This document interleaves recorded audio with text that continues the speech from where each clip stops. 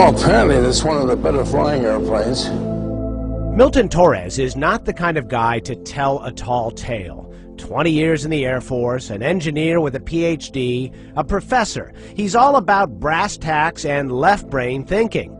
So I was all ears when he started talking about his UFO encounter over England in May of 1957. I got scrambled one night, and my first orders are, you will be ordered to fire on this mission. In just a few minutes, he was over the North Sea in a fighter like this at 31,000 feet, traveling nearly the speed of sound. In the dark and in the clouds, Milton saw the strongest signal he had ever seen on his radar screen. Bigger than shit, the target was there, and the target looked like an aircraft carrier. It was that big on my screen.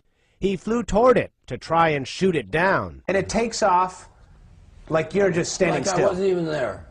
Like I wasn't even there. Just gone.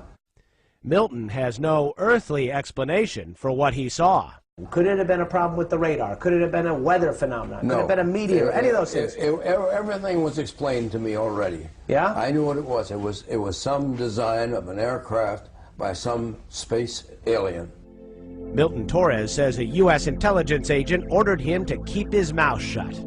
The odd encounter is one of hundreds of once classified UFO sightings released last month by the British government.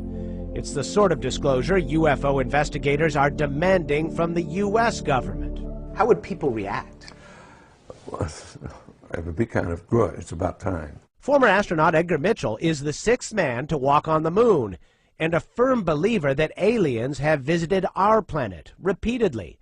So I had to ask, why are they coming in these little glancing visits and we haven't had a more meaningful dialogue or contact or attempt to communicate with these people? Well, I think we have. Really? I think we have, but it is not common knowledge.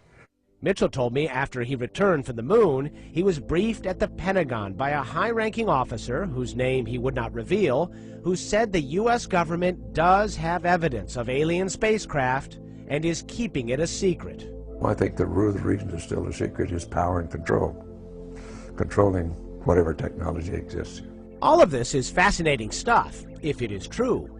But consider this. There are thousands of sightings of odd, unidentified flying objects reported every year the world over. And yet no one has produced smoking gun proof of any visits from another planet. So isn't it more likely they are some sort of natural phenomenon? Or maybe secret military aircraft? Or just plain old hoaxes?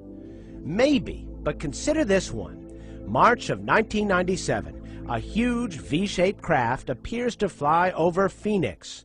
Among the witnesses, then Governor and seasoned pilot Fife Symington. And I suspect that unless the Defense Department proves us otherwise, that it was probably some form of an alien spacecraft. Or consider this one. Before he became president, even Jimmy Carter saw something strange in the sky over Plains, Georgia. I and about 25 others saw something in the air that changed colors and was round and came and left. Carter doubts what he saw was an alien craft, but most Americans need no convincing.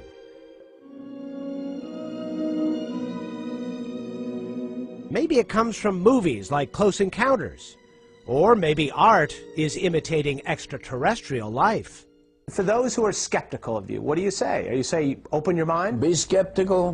Do be as skeptical as you want, but by all, don't close your mind.